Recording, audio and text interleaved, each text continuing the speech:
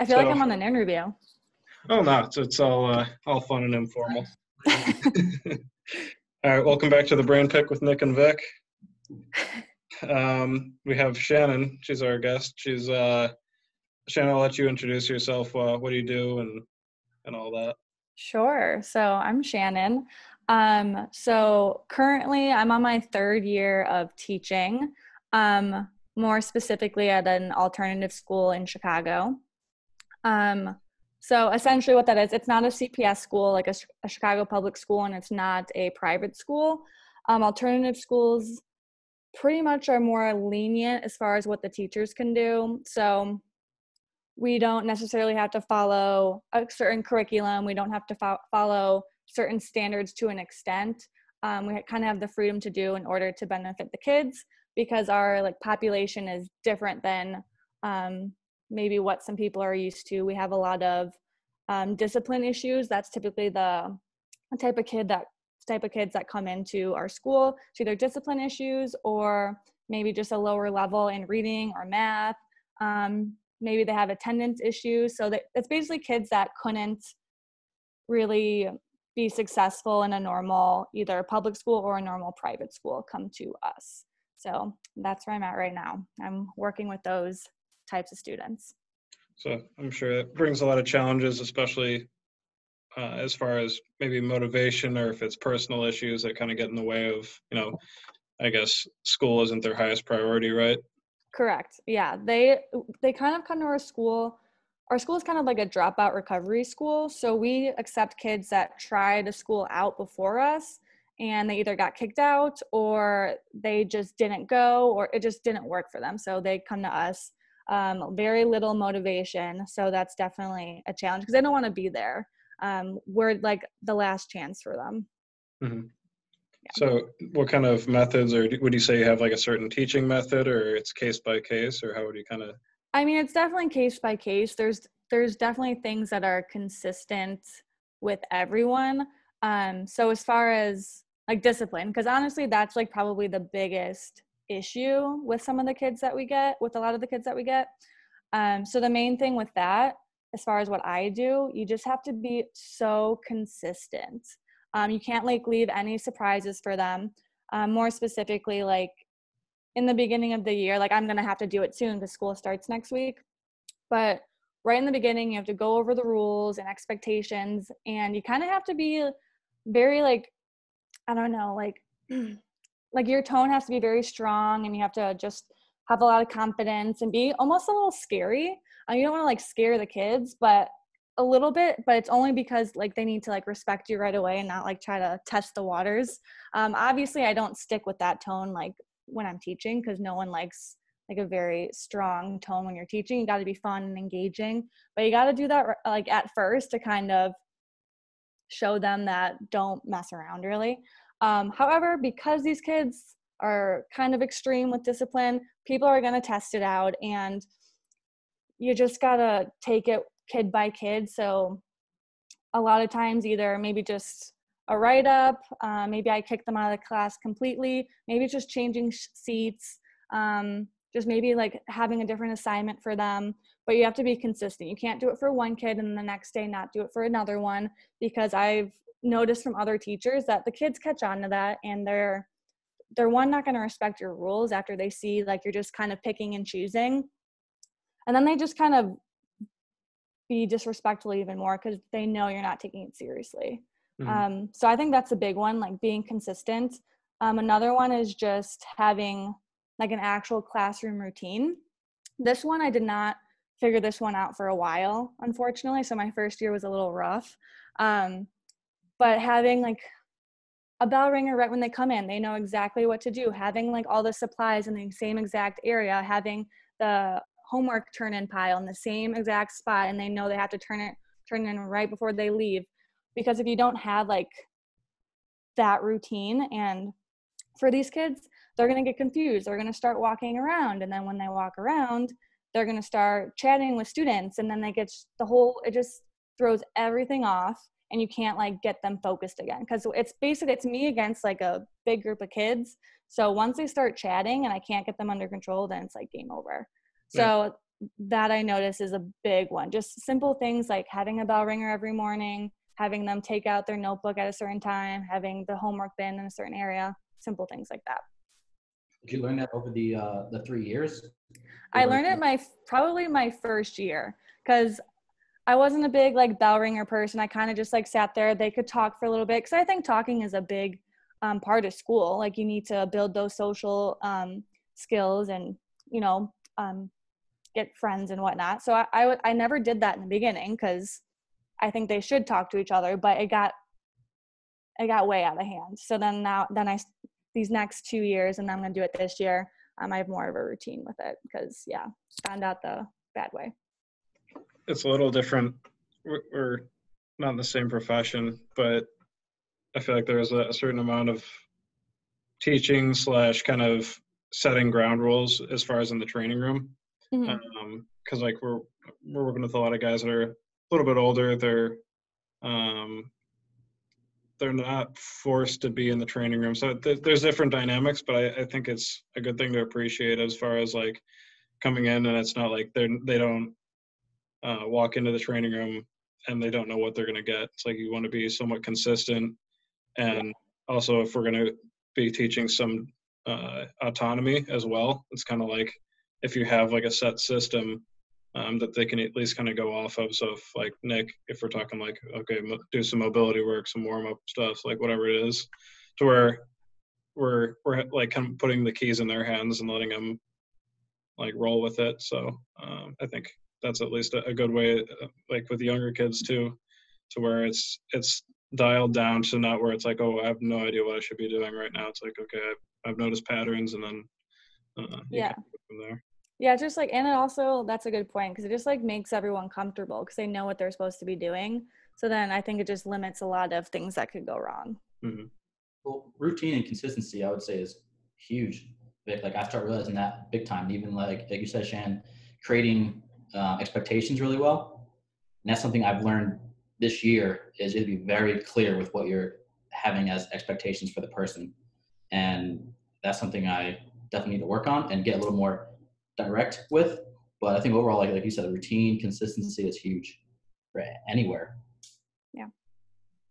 And so, Shannon, did you, when you were getting to know the ropes or learn the ropes with this whole environment, obviously it was probably beneficial for you to have someone coach you through it, or how did that kind of work as far as that transition into really feeling comfortable in the position? So, yeah, this is kind of crazy, because I was expecting to have like a teacher mentor or something, because that's that's pretty common and typical. However, that was really not the case. I was kind of just thrown in because it is an alternative school. We don't really have like a system that we like stick to all the time, because things are always changing. We have kids enrolling like random times, so everyone's always busy. And also it's a really small school, so I'm a science teacher and there's only one other science teacher, and she doesn't even teach the same stuff as I do. So I didn't really get help. I got help with some like simple things like how to use the radio and how to, certain things like that, how to write up a log for discipline.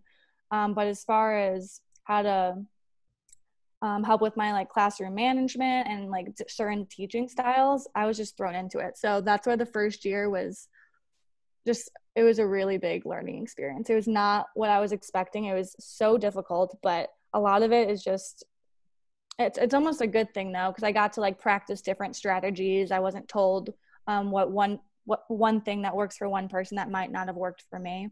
So yeah, I had a little different experience with that. I didn't really get a mentor. Do you have any good failure stories off the top of your head? Oh my gosh. I mean, yeah, I guess like it's like just like little things, like stupid little fights. Like I like accidentally said the wrong thing. I need to think of something specific. Give me some time to think, because I definitely do. I need to think back to my first year. I have some from last year that were bad though. Yeah, absolutely. Oh my gosh. Motivating. So, I was going to ask, like, how do you go about motivating those students when clearly education isn't their priority? So the biggest thing with motivation, which is nice because I kind of have control of what I teach. So one, I picked my own classes, which was nice. I did have a certain limit because I couldn't pick what the other science teacher was teaching. So I tried to get something a little different. I didn't want to do like a typical like chemistry class or physics, something, I don't know. I just wasn't into that. So I actually picked, my first choice was a forensic science. So I thought that was interesting. I can do a lot of like different case studies with different crimes. And yeah, it worked. Everyone wanted to enroll in it. So that definitely worked, me being able to pick that. And then just with that, actually like in the classroom, you just have to make things as like relevant to them as possible. So just, yeah, like pulling case studies or just talking about, we did a whole like blood unit in forensic science. So we're talking about, oh, like what's your blood type? Just like kind of getting them involved in the lesson. That really helped. And then just overall, this seems so stupid, but I've noticed it really helps. Just having like a really loud voice and just being like excited about what you teach. I honestly think I learned that from past teachers I've had that I didn't like. Like if they're just boring, like the straight tone, they're not excited about what they do. No, you're good at speeches and stuff in college, Vic. But if you're like that with teaching these kids that aren't even motivated to start with, they're not going to really listen to you unless you have dry humor like you do, Vic. I guess you have to be creative about pulling out their creativity too. But one thing, I actually talked to Jim Knight. He does a lot of like education type, I guess, research at KU. Kind of stumbled upon an article that he was in, but I was talking actually to him about you, and one of the things that I appreciate, and you've told me about it before, is a lot of these kids that you're teaching, like maybe they struggle with, why should this matter? It's like, I'm not going to be a scientist when I grow up. It's like I would feel the same way. Like when I was in high school, I'm like, I'm not going to be a mathematician. Why should I care about this? And you kind of have an interesting approach for their future that I kind of liked. I don't know if you want to expand on. Yeah. Well, first I want to say, like, as far as them, because I get that a lot, like, why am I learning this? Like, why do I need to know this? And something I've learned with teaching, which I think a lot of teachers, like, especially new teachers, don't really understand, is that school isn't really about the content at all. Yes, I need to know science, but for the kids, I don't care if they know like the different steps of mitosis. It's really about like the critical thinking skills that they use. It's about they can like communicate what they're thinking, that they can ask questions, things of that nature. So I actually do tell the kids that because no one ever told me that when I was younger. And I feel like that would have like resonated with me. But also what I think you were talking about, Vic, which I do, all these kids, like we have a specific class to help them like with their future that every teacher teaches. So I kind of push sometimes if I know like college isn't really going to be your thing. I know you have low reading skills. I know maybe you're just maybe a little socially awkward. I don't know, anything. I kind of push a different career path. So like a trade school, or a lot of the girls, cosmetology school, like they always like do up their makeup. So, hey, like if that's your thing, I think you should do that. Don't waste your time going to college when it might not work out for you. And a lot of these kids can't even afford it. So don't even waste your money when they can do something that they could be good at. So yeah, I always push that. Flight attendant is another one. You just need a high school degree, and then just different trades for some of the guys and girls. And it's not necessarily selling them short or saying they can't. No. Yeah, definitely not. Because I just say like this, maybe like business or math, that's just like not your strength. Like let's look at something that you would be good at. Oh, you worked with your dad in the welding shop, then let's look into that, because you could actually make some decent money with that. And everyone's hiring for stuff like that. That's kind of what I say too, because it's true. Because everyone thinks that they have to go to college, but only certain professions you need to do that. And I don't think it's that far off than, say, someone that is super good at school and then they think that they should be going into some sort of field. It's almost like they're pushed into it, like, well, my dad was this, so I'm going to do this. And they end up hating it. So yeah, no, that's true too. Like you got to figure out what you like. And I say this, which I don't know if I should necessarily to these kids. I'm like, don't necessarily listen to your parents. Like, what do you want to do? And don't necessarily listen to me if I'm telling you to do something that you don't want to do. It's kind of just, you got to figure it out on your own, and you kind of just have to go with it. Yeah. You have any thoughts on that, Nick? I definitely or just agree. in general? Yeah, just in general, I feel like people can get persuaded, like you said, by their parents, or they have an expectation to go here. But at the end of the day, it's what the person wants, right? And Mm-hmm. I think if you can play up their strengths, which a lot of people don't, they just try and say, "Oh, you have to change, you have to do this, you have to mold into society and fit into this bucket," but allowing them the autonomy to think for themselves. I mean, how many people still go to college and come out with a different degree that they went into, or it took them 5, 6 years, or they find another job that they don't even work in the same degree. Yeah.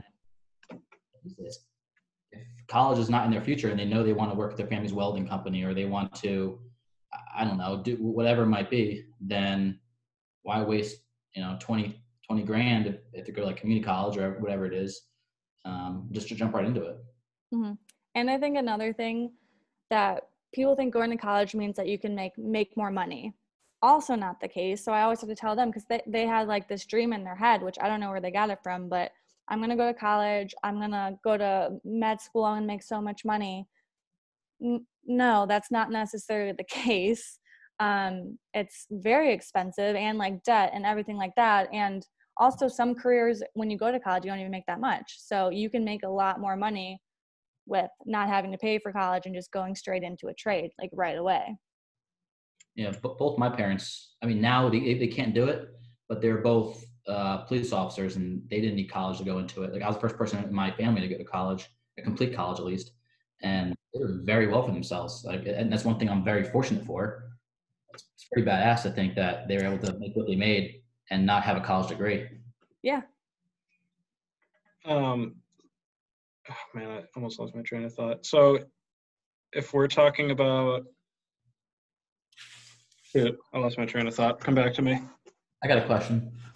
How are you? So I was talking to one of our coaches. I don't know what he teaches, maybe like philosophy or something. Like, he teaches in college. He's a professor, and he's talking about grading scales and like curving tests. But then also, like, if he gives out too many good grades, he gets looked at badly. If he gets too many bad grades, he gets looked at badly. Oh my gosh. Yeah. How do you deal with that? And then how are you graded on as a teacher? Like, what outcome is there? Yeah, so that's probably one of my biggest frustrations with teaching, because there's nothing I can do about that. But we're pretty much told, like, you can't have everyone failing, even if they deserve to fail. Like that, or that's unfortunately a reflection on me. Even though, I mean, it's happened. Like, it happened this past year, especially with this whole coronavirus thing. Everyone was failing because no one wanted to join in on the Zoom or whatever. So with my school, what they kind of do, which I don't 100% agree with, we basically, but we're an alternative school, so I guess I kind of get it. We just really want to get them to graduate. We just give them so much attention, and we work with them extra than I think a normal, maybe public school or private school would do. We might, if we give them all these assignments and they fail all of them, we have to give them more. We have to create more assignments. I had this one girl last year where she was failing every single thing, but I was getting yelled at by the administration. So I was like, okay, well, like, I guess I'll just give her some assignments for my other class just to give her like work, which kind of sucks because like I don't like giving busy work, but I needed to get her to pass. She did the work and eventually she did it correct. But I don't know if she necessarily deserved to pass because her work ethic wasn't there, and that's just not how you do school. So yeah, definitely probably one of my biggest frustrations, because there's really nothing I can do about it, and my work is reflected on how these kids do sometimes. Yeah. Exactly. Like, it's not, almost to an extent, it's not fair that you have 80% of the class doing really, doing well, meaning the average, if not, a few above, but then you have, how big are your classes? We actually have pretty small classes. Probably my biggest would be 15. That's like if everyone shows up, which doesn't really happen. But if you have, 2 kids that are doing well below average, I mean, if they're strictly not doing the work, then that probably justifies their grade. But if they're doing the work and just getting bad grades, that's a little different, because I think if they're doing the work and they're trying, they're coming in after school, I can work with that a little bit because, again, like I said, it's not about the content. It's about them asking good questions, like just trying, showing me that you actually like care about your grade. But the kids that aren't trying, and I know that they're not trying because they're in my class every day, they're just goofing off, and the administration making me feel like I'm doing something wrong. Like, I don't know, that doesn't sit right with me. But yeah, I think the kids that actually are trying but are getting it all wrong, that's different. So what about if you're, I know the cliche is, I wish they had taught us this in school. Like, I never learned how to balance a checkbook. Do you ever try to integrate stuff like that where it's like, okay, this is Oh this my is a life gosh. skill? Yes. So that I do a lot in it's called like a college and career readiness class. We really weren't getting given any material. It's kind of like, you kind of do what you think. So I was like, okay. So right away, helping them with a resume because they don't know how to do that. I do help them with like interview skills and how to dress because I know how these kids, we have a uniform at our school, but I know how these kids dress when they leave. And like, it's just not appropriate for when they have an interview. They can dress like that on their own time, but not during an interview. They're 15 to 20, 15 to 20. Yeah. And also the biggest one that I've been teaching, which I think it's interesting that I have to be the one in high school to teach them when maybe they're 20 years old, is how to format an email. They come across as very rude when they email me or they don't put a subject line. It's like little things like that. If you go like for me, to me, it's fine. But later in life, if you're emailing like your job, it's just not okay. So I've been trying to help them with that a little bit. I think those are the main ones, and just kind of just manner skills in general.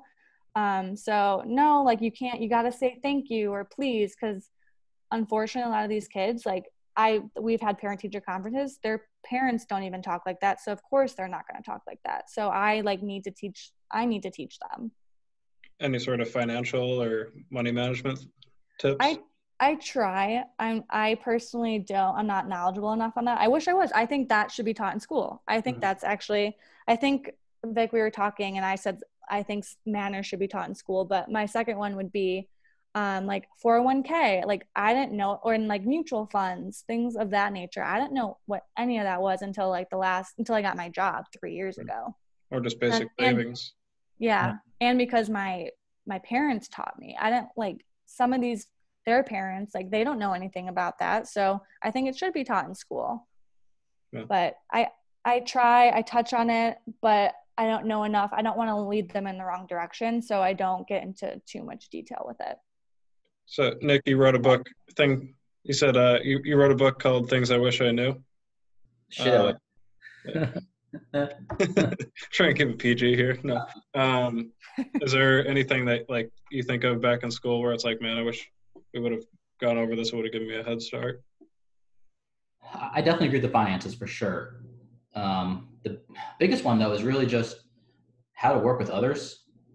And I think that's the biggest one because I hear a lot of people complain about their bosses and this, and then they start acting differently because their boss treated them differently or whatever it might be. But at the end of the day, you got to learn how to work with people. You're always going to be around people that you don't like and you don't think are good communicators or you don't get along with, whatever it might be.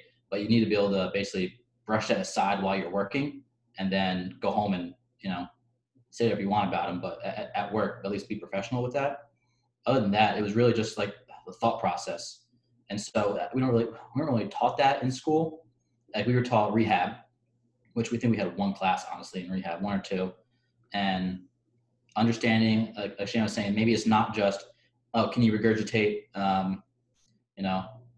mitosis, whatever it might be. But now you start talking about the process of this is like my head is going for this exercise. That's why I want to do this, and that. But like actually setting up a process or a model, or whatever it might be. There's definitely none of that in school. Yeah.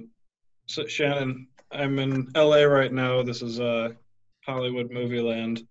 Can you think of any movies that you watch where you cringe when you see like bad teaching? Like you'll see like the kid acting up and then however the teacher handles it and you're just thinking, no, do it like this. Oh my God. I mean, obviously that Bad Teacher movie, right? Oh yeah. Could you what if you had Adam Sandler and he had to go back to Oh, Billy Madison. school and college and high school again? Yeah. I mean, honestly, like I don't need a movie. I see it in real life, unfortunately.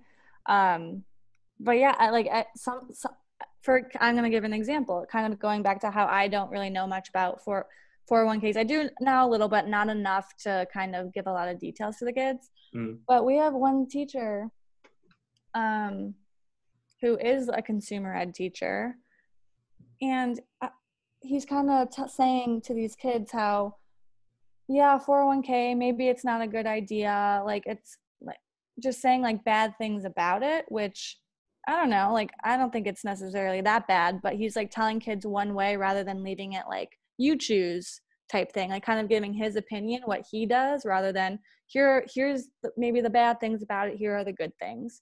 So I think just when teachers give like their actual opinion, like even politics, like history teachers, when they give their side of things, it's like, no, like say both sides and then let them to choose and never say what you personally think. Because I know with my classes, I've been, because even when I was in school, teachers did that, showing their political side and whatnot. So I like made that, I've just become aware of that. So we do a lot of debates in one of my classes, and all the kids are like, oh, well, what do you think? I'm like, I'm never going to tell you what I think because it doesn't matter. Like, I'll give you the information on both sides. You pick what you think, because I'm not trying to convince them to think a certain way. Yeah. Something important. Have you ever gotten an apple from a student? Like, No, I actually got one card for Christmas one year. That's it. Yeah, these kids, I don't know. They're just not those type of kids, which is fine. I don't need them. I don't need gifts. Mhm. But yeah, I got one card, which was really nice. Like I was, wow, very grateful. So what would be the best part of your job? What's the reason that you keep going back year to year? Yeah. So I'd say the best part for sure is like you actually really do get to know these students. Yeah, you have some bad days. I get sworn at by some kids, but the next day it's just kind of like a clean slate, which in the beginning was really hard for me to do because I would like come home, I would like talk about it and I'd still be upset, and then they come all cheery the next day, and I kind of have to be like that too. But you get over and you get to know these kids, and I feel like I actually am making a difference and I'm helping them. I know I can't like help everyone, but sometimes like I do pick like a few kids, like, okay, like I'll work with you like a little more because you're asking for it. And I feel like I've really helped students like make this big decisions in their life. So it's like a very like rewarding feeling, or just saying that like that was a really interesting class, or oh, like the students come back and say, oh, like I really miss your class. And it's kind of a really cool, like rewarding feeling. But is there anything in the future you're kind of striving towards, like what you see down the road for where you want to be or what you want to be doing? Yeah. So eventually I want to be living in the suburbs, not necessarily because I want like a different school and work life. It's honestly more because that's just where I want to live. That's where I grew up. I'm kind of almost done with city life. But honestly, it would be nice to not have as many discipline issues, because a lot of times, not every day, but a lot of times it does kind of feel like I'm babysitting rather than being a teacher. So I'd be lying if I said I'm not looking forward to not having to deal with a lot of discipline issues and kind of just teaching like all the information that I love to teach, because that's like the original reason why I went into teaching, and then it became something else, which I still love and it's still great. I love it, but it'd be nice to kind of teach all that information that I love again. So How about, let's say that you're on Capitol Hill or you're in some sort of political position to where you can, and I'm not making it a political thing, but I'm saying if you have some sort of ability to like push schooling, because education is a hot topic now as far as like where it's going and all that. But do you have any like um, strong feelings for like, hey, like this is what our teachers should start to be doing? Like it's probably a lot of what we talked about here, but I don't know if you have any additional. I guess like something that I've noticed where you are taught it in school to do, but I've noticed a lot of teachers don't do it because it's very difficult. So I think we need a better system as far as not teaching not teaching the same way to everyone. We need to figure out like a way to like differentiate a little better, because I know, especially in my classes, like I have students that are at second grade reading level, like not very strong, and then I have students that are better readers than I am, but they're in the same class together. So I think that's kind of an issue that I think needs to be addressed, which I know there's, again, I'm only basing it off of what I know, because we don't have like honors classes where we can kind of put them in a different class. But that's pretty much the one thing I can think of that I think is like a big struggle at our school that there needs to be a solution to it, because it's just not fair that the one kid that's a very good reader and very strong at whatever we're talking about is done in 5 minutes, but I'm working with some of the lower level kids and he's just sitting there, which I've done. Like, I give him extra problems, but it's hard to do as a teacher. It takes a lot of time. I would be working all night if I did every single kid. So maybe just like smaller class sizes for certain schools. I think that would be very helpful. You can focus a little more on everyone. But that's the main thing, or the one thing that I can think of at the moment that would be helpful. That was something that Jim Knight was talking about, was like that one-on-one is really where the students get the most benefit. Like, you don't always have that resource. And I think that's probably why people aren't getting as much out of college when they're in the big lecture halls as well. But then again, that's true. I know I didn't personally. Like, I get distracted and you can hardly hear and you can't ask questions, and that's like a big part of learning. You need to be able to ask questions, and in bigger classes, either one, it's too big, you can't even ask a question, or like there's a lot of people and maybe you're like, the students are scared to ask a stupid question. So I think just smaller classes where you can really like build a class environment where everyone gets to know each other and stuff like that, I think it would make everyone way more comfortable and people would learn better. Yeah. Any thoughts, Nick? Just a side note like that just popped up in my head. What does continuing education look like for you? Continuing education? Like, so is there like a requirement to do, I don't know, a seminar each year or read up like any courses? Oh, I see. Yeah, we call it something different. That's why I was confused. So like professional development, stuff like that? Yeah. Okay. Yeah, so which it is kind of a little interesting. It's not that many hours, and it's in a 5-year period. I think it's like 100. For me, I have my master's, so it's a little less. I think it's like, I want to say like 120 hours every 5 years or something crazy like that, which I finished that in the first 6 months. So I think they need to do a better job at when you can take PD or how much, because I'm done. Like, I don't have to do anything technically anymore, and things are always advancing. So maybe, I don't know. And I think maybe that's a reason why I think older teachers sometimes, they're not as exciting. They're not as good as teachers, at least in my opinion. I think the younger teachers are better because they're right out of school. They've done all these PDs. So I think they need to almost require more, so then you keep up to date with things. Yeah. There's definitely a difference between, I'm not gonna say new school and old school, but there's definitely a difference. I'm sure you can attest to some teachers who are, this is the way we've always taught and this is the way it works. And there's teachers who are really into the actual science behind learning and to try and teach a subject that way. Exactly. I went to a PD last year and it was all about a different way to teach science. So it was very specific to what I do, and it was awesome. Like, it was very like discussion based. So maybe it is a little harder to like hit those standards, but honestly, like sometimes the standards like don't matter if you're having a really great discussion. At least in my opinion. I know, I don't know, some people would not like me saying that, but at least that's what I think. I feel like I've been a question hog. So Nick, if you have anything, or Shannon, if there's anything on your mind that we didn't cover, but I want to open up the floor.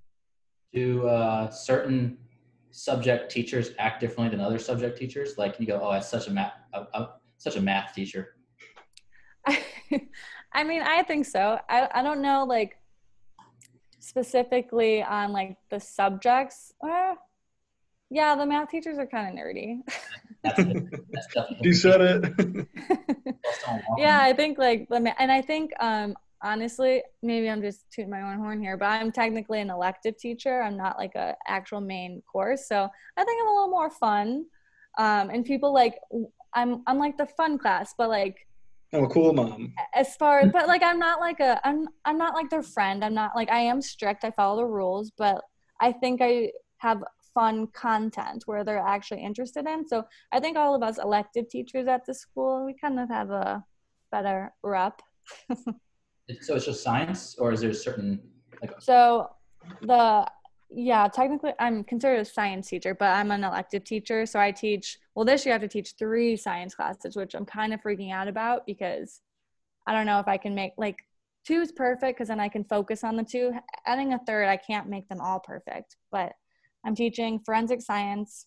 I'm teaching a scientific issues course, which essentially I teach topics that are controversial and things that you can debate on, like different science things that are going on. So my first unit obviously will be like coronavirus and like the vaccine, like, are you going to get it? This is how the vaccine works, things like that. I won't tell my opinion because it doesn't matter, but that will be my first unit, just different controversial, kind of like a current events class in a way, but science. And then my 3rd class this year, which is new, is going to be botany. So just plants. I don't know. I feel like people are like really into plants now. So I was like, I'll just add that on. People are like obsessed with plants on Instagram. It's crazy. Yeah. I think that's just personal to you. I haven't seen any plants on there. Maybe it's just for real. Oh my gosh. Yeah. I don't know. Maybe I follow weird people. Any herbologists coming out of your trade? Coming out of? Oh my gosh. Maybe if they're interested in it. I feel like for maybe your school, forensic and learning about herbs could be a little different. No, honestly, like I do like bring up subjects like about like drugs and stuff because they're interested in it. So, okay, let's talk about the science behind it. Like whatever, like again, these students don't want to be there. So, all right, let's talk about drugs. I'll say that they're bad or whatever, or like these are the side effects, I guess I should say instead, but let's talk about it, whatever. Yeah. Have them formulate an opinion on something. Say that again? Have them formulate an opinion on something and yeah, exactly. That's basically what my like scientific issues course even is. Like we had a whole thing on like the environment because that's always on the news. So okay, let's talk about the environment. Do you think, I don't know, this Green New Deal is like a good idea or whatever? Like they don't know my stance on it, but yeah, formulate an opinion. Let's do some research. What did you find? Like, is that a reliable source? Okay, let's look at a different one. Stuff like that. I guess we're going to get kicked off here, but before we do, I just wanted to say thanks for taking the time, Shannon. I think you're doing a great job, and I'd be grateful to have you as a teacher. Thanks. Wow. Yeah, thanks for having me, guys. Absolutely. I'll pop off the recording, but